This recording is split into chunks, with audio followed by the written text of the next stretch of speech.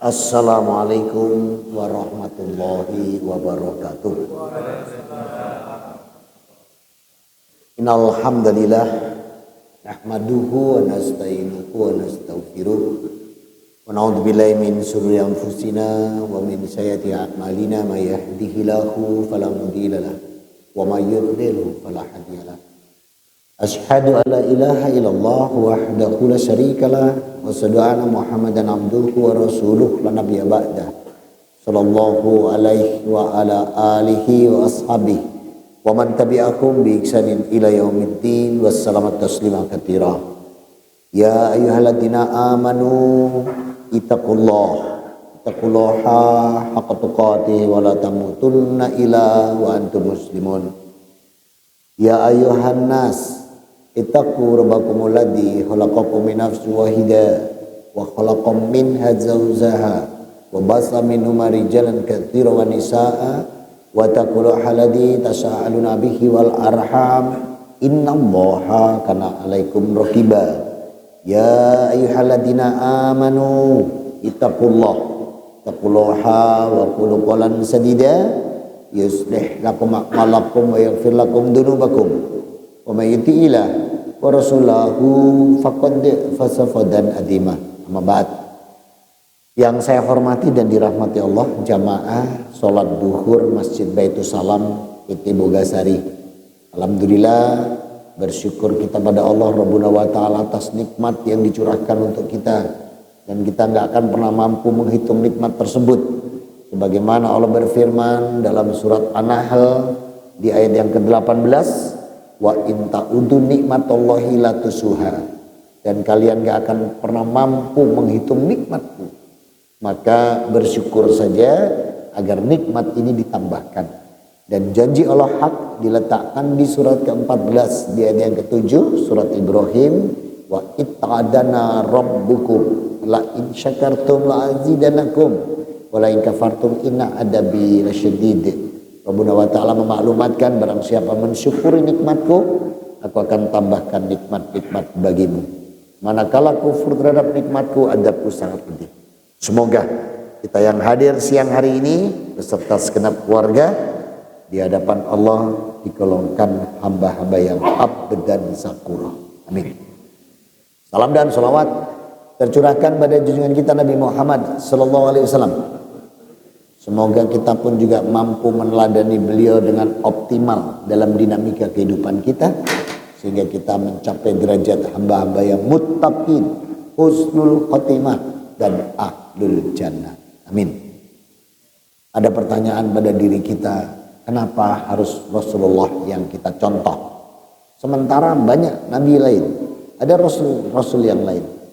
Nabi Isa alaihissalam Rasulullah, Musa alaihissalam Rasulullah, Nabi Ibrahim malah abahum kullu nabiin, bapak dari semua nabi. Kenapa harus Rasulullah? Dalam surat Al-Ahzab surat ke-33 di ayat ke-21 Allah berfirman begini, laqad kana lakum fi rasulillahi uswatun hasanah liman kana yarjullaha wal yaumal akhir wa dzakarallaha katsira, yang artinya sungguh pada diri Rasulmu Muhammad sallallahu alaihi wasallam ada teladan yang baik bagimu, liman kana yarjullaha wal yaumal akhir, bagi mereka yang mengharapkan rahmat Allah dan yang mengimani hari akhirat. Coba angkat tangan jamaah Baitus Salam yang tidak mengharapkan rahmat Allah, coba angkat tangan. Oh, semua mengharapkan. Coba yang tidak mengimani akhirat, angkat tangan. Oh, semua mengimani akhirat. Berarti kalau kembali ke ayat Allah tadi, liman kana yarjullaha wal yaumal akhir, pada mereka yang mengharapkan rahmat Allah dan yang mengimani akhirat, berarti contoh yang harus contoh siapa? Rasulullah. Terus pertanyaan kedua, apa jaminan sih kalau ini untuk Rasul? Apa yang bisa kita dapatkan ketika kita mencontoh Rasul Muhammad SAW? Allah berikan kita informasi di Ali Imran ayat 31. Qul in kuntum tuhibbunallaha fattabi'uni yuhibbukumullah wa yaghfir lakum dzunubakum wallahu ghafurur rahim.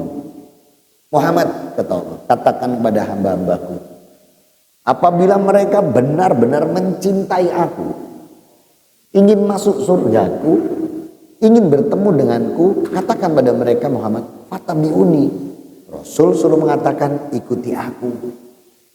Maka siapa yang mencontoh Rasul dalam cara beribadah, dalam cara bermuamalah, dalam cara berukhuwah, dalam cara bersyariah, dalam berakhlakul karimah, dua jaminannya Allah. Dua, yuhibbukumullah dan wa yaghfir lakum dzunubakum. Dia akan dicintai Allah. Dia akan dirahmati Allah. Kemudian dosa dan kesalahannya diampuni. Duh, ini jaminannya. Dia dicintai Allah pakai kata muhabbah, pakai kata hibbu. Kalau sudah kata muhibbu, cinta, ini masya Allah dahsyat. Lihat aja, contoh cinta manusia aja sudah luar biasa, apalagi yang cinta Allah.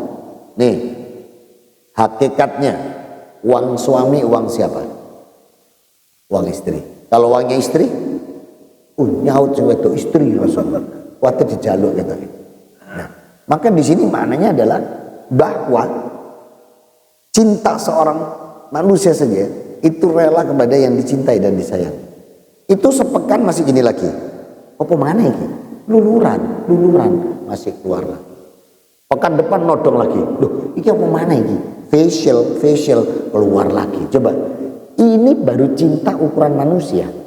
Dia akan membuat bahagia yang dicintai. Dia akan berusaha yang dicintai itu senang. Tidak ingin menyakiti atau mengecewakan. Ini baru ukuran manusia. Apalagi kalau yang pakai kata muhibu itu Allah. Waduh, belum kita minta. Saya ulang, kalau udah Allah pakai kata hibu, cinta, belum minta, sudah diberi. Mana buktinya? Surat 65 At-Tolak ayat ketiga. Wa may yatawakkal 'alallah fahuwa hasbuh. Kalau kamu mencintai aku benar-benar totalitas mengibadati aku, bertakwa kepadaku, semua kebutuhanmu aku cukupi. Loh, belum minta dikasih.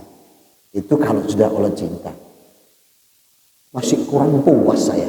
Kenapa harus Rasulullah? Ya udah, pada waktu itu saya mencoba mencari dalam kitab terdahulu. Ketemu. Ayo, siapa yang HP-nya bisa internet? Coba ketik. Siapa? Ada yang bawa HP di sini? Nah, ayo ketik. Ojo nek main Mobile Legend tok ae, entekno paket syarat-syarat, gak ono bingung iki. Sekarang cari kebenaran nang ngeleran. Sudah, ketik. Ulangan. Pasal 18.2.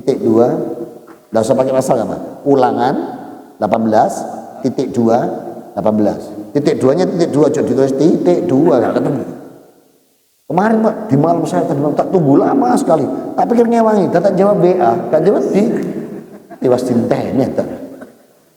Nah ini saya tunjukkan Rasulullah disampaikan kepada Musa oleh Allah, belum lahir Rasulullah. Wis ketemu? Nih, saya bacakan ya. Nanti kalau salah saya tolong dikoreksi. Wahai Musa, seorang nabi akan aku bangkitkan dari tengah-tengahmu sendiri, dari saudaramu sendiri. Sepertimu ini Musa, sama seperti Musa. Aku akan meletakkan firmanku di mulutnya dan dia akan mengatakan semua yang aku perintahkan kepadanya. Begitu. Apa lah? Ini kitab Taurat. Apa maknanya? Allah bilang sama Musa, Musa, nabi penutup nanti tidak aku ambil dari Bani Israel, tapi dari punya saudaramu sendiri. Itu kamu, tidak dari yang lain, dari Bani Ismail. Maknanya apa? Nabi Musa kalau ditarik ke atas ketemu Yakub anak Ishak anak Nabi Ibrahim. Rasulullah pun demikian, ditarik ke atas ketemu Ismail alaihissalam, putra dari Nabi Ibrahim. Cuman di kitab Taurat disebut Abram. Kalau Injil Abraham, kalau Quran Ibrahim, kalau orang Betawi Boim, podo maknanya ya. Nah, jadi dari dua keturunan ini, kalau katakan di surat As-Saffat surat 37 ayat 113-nya, barakallahu alal Ismail wa Ishaq zuriyatihi minas solihin. Jadi dari dua anak ini nanti nabi-nabi aku turunkan, kata Allah. Jadi semenjak Nabi Ibrahim, Nabi itu dari dua garis ini. Makanya saya cari arek Dinoyo itu. Oh bukan, Dinoyo itu pabrik roti Paulus. Ya. Saya cari Paulus, tidak ketemu di garis Ishak gak ono, pemana Ismail ya, makanya tak tinggal minggat. Nah, dia bilang dirinya Rasul. Ternyata tidak ada di garis dua ini. Nah, padahal ketetapan Allah dari dua ini. Nah, kemudian gak diwedi. Nah, maka ketika Allah mengatakan sama seperti Musa, saya cari dalam tabel mana yang sama seperti Nabi Musa dalam hal yang tidak dimiliki Nabi yang lain. Saya buat tabel, podo Yahudi ini ketemu. Tapi satu hal yang Rasul dan Nabi Musa punya kesamaan yang tidak ada pada Nabi lain. Apa itu? Dalam hal bertemu Allah. Jangan buka mulai dari Al-Fatihah sampai Anas. Nabi yang ketemu Allah cuma dua. Hanya Nabi Musa alaihissalam di Al-Baqarah 51 sampai 64. Yang satunya Nabi Muhammad di surat 53 ayat 13 sampai 18. Mi'raj. Kalau Isra-nya surat 17 ayat 1. Mi'rajnya surat 53 ayat 3. Nah, ini maknanya. Artinya sama-sama ditemui Nabi, ditemui Allah. Cuman kalau Nabi Musa ditemuinya di Gunung Bromo. Oh, Gunung Sinai. Tapi kalau sampai keturunannya pindah Nusantara, Gunung Bromo. Di Gunung Sinai. Kalau Rasulullah ditemui di Sidratul Muntaha. Ini kesamaannya. Terus Allah bilang apa tadi? Aku akan meletakkan firmanku di mulutnya. Surat 53 An-Najm ayat 3 dan 4. Wa ma yantiqu anil hawa in huwa illa wahyu yuha. Tidaklah yang diucapkan Rasul Muhammad sallallahu alaihi wasallam Al-Qur'an itu menurut keinginan atau hawa nafsunya. In huwa illa wahyu yuha. Semua yang disampaikan Rasulmu wahyu dariku, kata Allah. Tuh. Diulang lagi sama Allah surat 16 An-Nahl ayat 44. Bil bainati wa dzubur wa anzalna alaika dzikr litubayyana linas manuzila ilaihim wa la'alahum yatafakkarun. Artinya, kitab-kitab dan mukjizatku sudah aku turunkan sebelumnya pada nabi-nabiku. Zabur kepada Nabi Daud alaihissalam, Taurat pada Nabi Musa alaihissalam, Injil Nabi Isa alaihissalam, dan kaum Muhammad ad-Dzikr atau Al-Quran. Lihat kalimat Allah. Litubayyana linas manuzila ilaihim. Tugasmu Muhammad menjelaskan semua kitab-kitab yang sudah aku turunkan. Bayangkan, Rasulullah tidak hidup di zaman kitab-kitab itu, tapi Rasul suruh menjelaskan. Karena Allah menetapkan di masa Nabi Musa bahwa semua firman Allah diletakkan di lisan beliau. Makanya Rasul dibedah itu, dibelah, dimasukkan. Wah, itu bukan cerita fiksi atau bohong. Ini hak pada Nabi Musa sudah Allah sampaikan ini. Dan Rasul yang nanti menyampaikan ini itu sengaja Allah buat buta huruf. Buta huruf. Bayangin. Saya tahu Rasul buta huruf sebelum saya masuk Islam. Saya sudah tahu kalau beliau buta huruf. Tidak percaya? Ketik. Gak keren dulu yang sama ini gak tahu kafir kayak aku. Ayo ketik. Yesaya. Biar tahu siapa Rasulullah kita. 29:2:12. Yesaya biasa. Yesaya. Ini Nabi Musa, ini Yesaya, ini Isa. Jadi ini antara. Ngomong Allah sama Yesaya. Dan apabila kitabku nanti aku berikan pada, sekarang terjemahnya seseorang kan, nah padahal dulu Nabi. Dan apabila kitabnya aku berikan pada nabiku yang tidak bisa baca, ada nggak kalimatnya? Aku bilang sama dia, baca, baca. Dia mengatakan, aku tidak bisa membaca. Diulang Allah di surat 96 ayat 1. Ketika Rasul menerima pertama kali wahyu di gua Selarong. Oh, gua Hiro. Aku khawatir pindah Nusantara ya. Iqra bismi rabbika ladzi khalaq. Rasul gemetar. Tidak bisa baca, dia bilang aku tidak bisa membaca. Belum ada peristiwanya sudah disampaikan Allah. Bahwa Nabi penentang kitab nanti buta huruf. Iki dibacakan di gereja, tak kok jamaah. Nabi siapa itu? Iku sini di masjid Nabi Muhammad. Pindah ke jamaah bondong-bondong ini. Kamu, tidak akan dibacakan jamaah kukut, pendeta bangkrut. Kenapa? Setoran tutup. 10% akeh bro. Nah, Maka disampaikan Nabi itu buta huruf. Dan pertama kali Jibril menyampaikan tuh bentuknya malaikat besar di langit, pakai sayap enggak? Tahu dari mana? Malaikat pakai sayap tahu dari mana?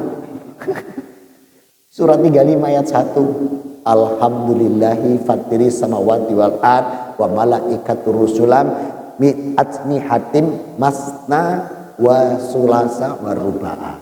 Allah yang bilang ternyata, puji syukur Allah pencipta langit dan bumi yang memberikan malaikat-malaikat berbagai urusan yang memiliki sayap. Ada yang 2, ada yang 3, ada yang 4. Ngono arek saiki gawe lagu malaikat tak bersayap. Ini kan dia. Filmnya juga keluar, malaikat tak bersayap, kan dia. Ada malaikat bersayap. Nah, maka Rasul lari, gemetar berkeringat. Lari kemana? Pulang, menemui Khadijah dulu. Diajari itu loh sama Rasul. Kalau ada masalah pulang ke rumah, menemui, ojo buka botol, mendem, wah gak duwe tiara arek. Buku tu mendem tak koni koncone, apa-apa, anu tukaran mas. Kata temennya, biasa mas, pertengkaran suami istri, bumbu rumah tangga. Pertengkaran suami istri dikatakan bumbu rumah tangga. Ini akidah syaiton. Akidah apa? Syaiton. Ayo buktikan. Ayo, makanan enak pakai bumbu atau enak gak pakai bumbu? Jawab jujur. Pakai bumbu. Nek ngono tukaran terus karo bojomu kan bumbune akeh. Apa nih kata baru nyam rumah tangga. Ini akidah syaiton. Nah, begitu Rasul pulang sampai di rumah Khadijah, bertemu dengan Khadijah, beliau cerita apa yang terjadi. Kaget Khadijah. Kenapa? Karena Khadijah sudah dapat cerita ini sebelumnya dari pamannya. Pamannya siapa? Warokoh. Itu ahli kitab, tapi garis lurus. Gak cuma NU tok, zaman saya kena garis lurus. Ahli kitab dulu juga punya garis lurus. Artinya apa? Tidak menuhankan Nabi Isa sebagai anak Tuhan. Ini garis lurus. Dan cerita, sepertinya suamimu ini Nabi. Nanti kalau ada yang mengejar dia, itu berarti malaikat. Kalau itu malaikat berarti memang suamimu Nabi. Apa yang terjadi? Malaikat Jibril gak bisa sampai mendekat rumah Khadijah kalau dalam bentuk malaikat. Biiznillah berwujud manusia. Sampai depan pintu. Sampai masuk di rumah. Tetap memaksa Rasul untuk membaca. Khadijah tahu cerita ini. Dicek sama Khadijah. Bener enggak yang ngejar suaminya ini malaikat? Yang disebut Jamus dalam kitab lama atau Jibril. Cara ngeceknya gimana? Rasulullah dipeluk. Jibril melihat Rasulullah dipeluk. Jibril senyum tersipu. Masih gak yakin. Benar-benar dipangku Rasulullah sama Khadijah. Tambah tersipu. Ketiga yang paling diuji adalah dibuka hijabnya Khadijah. Khadijah membuka hijabnya sendiri. Begitu mau dibuka baru sampai sini. Langsung Jibril balik kanan. Yakinlah dia malaikat. Sebab duduk malaikat dibuka tambang ini. Wih ayu ngerek rambut rek ngono. Lah malaikat gak doyan aurat, Bro. Masya Allah. Maka sejak itu perjuangan Khadijah begitu luar biasa kepada Rasulullah Muhammad SAW dalam menunjang dakwah beliau. Ya, Masya Allah. Nah, penasaran saya. Terus kira-kira waktu Nabi Isa disampaikan enggak ya? Nabi Isa Muhammad ini. Nabi Musa disampaikan, Nabi Isa sampaikan. Saya cari waktu Nabi Isa. Ternyata Nabi Isa malah minta Allah supaya Rasulullah cepat dihadirkan. Serius? Yohanes. Terus di mana sama mikir? Ayo. Yohanes 14:216. Ngomong sendiri nih, Nabi Isa minta sama Allah. Dah, ketemu. 14, 16. Jadi pasal 14:2 ayat 16. Ketemu? Dan aku akan meminta kepada Bapa. Ngono ta? Bapak itu kan sing nulis arek dino, yo cek ketok anake. Maksudnya itu minta kepada Allah. Dan aku akan minta kepada Allah agar segera mengirimkan seorang penolong yang akan menemani menyertaimu selama-lamanya. Makna kata selama-lamanya apa? Tidak ada lagi setelah itu. Diulang sama Allah di surat Al-Ahzab surat 340, anna rasulam minaqotamun nabiin, nabi penutup sampai akhir. Artinya nggak ada lagi. Nabi Isa loh minta, Ustaz. Jadi Nabi Isa sudah minta. Sebelum diangkat itu sudah untuk supaya didatangkan. Tidak akan mungkin dibacakan juga ayat seperti ini. Kalau bahasa Ibraninya parakletos. Parakletos itu nabi pengganti setelah. Bahkan Nabi Ibrahim dulu sudah minta soal Rasulullah. Al-Baqarah 129. Dia minta duluan. Coba bacakan terjemahnya. Saya nggak ada terjemahnya. Al-Baqarah 129. Iya terjemahannya. Rabbana wa asfihim rasulam minhum yatlu alaihim ayatika wa yulimuhumul kitaba wal hikmah. Kira-kira ini, ya Tuhan, utuslah seorang nabi di tengah-tengah mereka dari kaumnya sendiri. Kira-kira ya. Agar dia menyampaikan kitabmu dan hikmah. Ya. Ya, enggak sempurna terjemahannya. Agar membacakan kepada mereka ayat-ayatmu dan hikmah. Ya. Jadi Nabi Ibrahim sendiri, bapak para nabi sudah minta. Jadi memang Rasulullah ini sudah, makanya saudara-saudara, ternyata penting banget mengikuti Nabi Muhammad. Sehingga apa? Semua firman ada di lisan beliau, di mulut beliau. Berarti besok pengadilan akhir zaman itu Rasulullah pegang peranan penting. Pengadilan Nabi Adam dengan anak cucunya, Nabi Adam dihadirkan, Rasulullah dihadirkan. Pengadilan Nabi Nuh dan kaumnya diadili, Nabi Nuh dihadirkan, Rasul dihadirkan. Pengadilan kitab Taurat Nabi Musa alaihissalam dihadirkan, Rasul hadir. Pengadilan Mazmur yang Jabur yang diganti Mazmur datang. Pengadilan Taurat diganti Talmud datang. Pengadilan Injil diganti Bible, semua Rasul hadir. Dulu waktu saya masih di gereja, di otak ditanamkan, kamu akan masuk surga kalau tergantung ini. Ternyata setelah saya pelajari, kunci seseorang bisa masuk surga tidak bergantung kesaksian Rasulullah. Mana buktinya? An-Nisa 41. Fa kaifa idza ji'na min kulli ummatin bi syahidin wa ji'na bika ala haula'i syahida. Bagaimana nasib orang-orang kafir nanti ketika setiap kaum yang aku adili, aku hadirkan masing-masing nabi yang aku utus kepadanya. Wajib nabika ala haulai syahida, dan kau Muhammad aku hadirkan sebagai saksi. Begitu? Tuh. Jadi besok yang nyimpang ngomong, misalnya pertanggungjawaban proses penyembelihan Ishak, Nabi Muhammad bilang tidak benar, yang benar itu Ismail. Yesus anak Tuhan, tidak benar, yang benar itu semua Rasul yang menyampaikan. Karena di masa Nabi Musa Allah sudah bilang semua firmanku aku simpan. Maka besok kalau sampai kita tidak sesuai Quran, Rasul bilang ini tidak sesuai, alamat nyenyek tuh. Makanya coba macam-macam sudah sama ayatnya Allah ini, ya kita ikuti apa yang Rasul sampaikan, kita ikuti, itu yang paling aman buat kita sehingga kita nanti mencapai derajat hamba-hamba yang muttaqin, husnul khotimah dan ahlul jannah. Amin. Dah diskusi 5-10 menit. Atau ada yang mau nambah materi, silakan duduk sini. Saya tak duduk bawah. Tuh, Rasul kita Muhammad. Jadi bukan maulid Nabi, cuma peringatannya tok, tapi kita semakin kenal sekarang. Agar kita semakin, Masya Allah, ternyata Rasul kita benar-benar pilihan yang sudah Allah tetapkan jauh sebelum beliau dilahirkan. Ada yang mau ditanyakan? Kalau tak tutup lagi. Ya.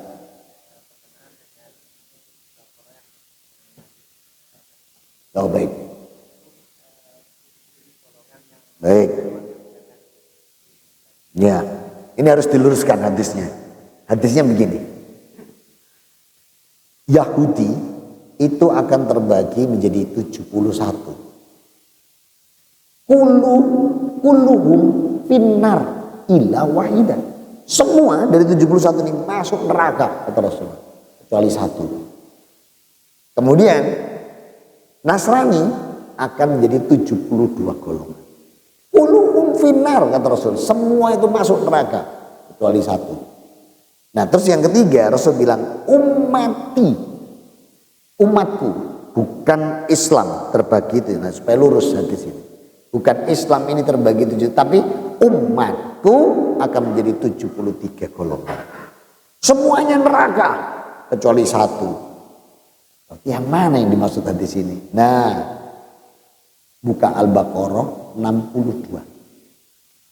Maka Allah menunjukkan mana yang masuk surga itu. Al-Baqarah 62. Innalladzina amanu walladzina hadu wa nasara wa sabiin man amana billahi wal yaumil akhir wa amila sholihan falahum ajruhum inda rabbihim wala khaufun alaihim wala hum yahzanun.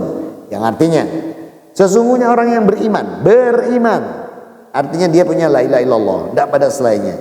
Baik itu Yahudi, itu Nasrani, Sabiin, siapa saja yang beriman kepada Allah dan hari akhirat, dia beramal soleh, beramal kebaikan, besok masuk surga. Itu maksudnya Rasul. Artinya Yahudi yang mana? Yahudi yang tidak merubah kitabnya Allah jadi Talmud, tapi yang mengikuti Nabi Musa. Yang Al-Masihnya itu Isa. Yang Talmud itu kan harusnya kan Dajjal, diganti sebenarnya. Ini tidak masuk gitu loh maksudnya Allah.